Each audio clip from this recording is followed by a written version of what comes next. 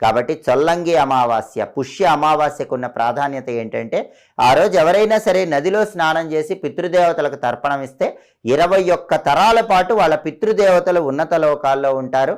21 తరాల పాటు పితృదేవతల అనుగ్రహం వల్ల వంశంలో పితృదోషాలు పితృశాపాలు ఉండవు. అది చొల్లంగి అమావాస్యకున్న ప్రత్యేకత.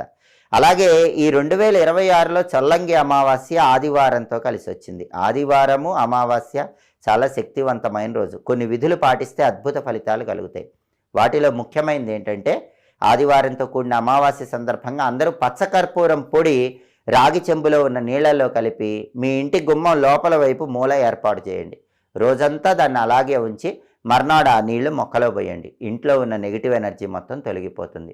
అలాగే మిరియం తీసుకొని దాన్ని అరగదీసి నీళ్ళ చుక్క వేసి అరగదీసి ఆ మిరియపు గంధాన్ని లక్ష్మీదేవికి సమర్పించండి. లక్ష్మీదేవి ఫోటోకి అలంకరించండి. మిరియాలతో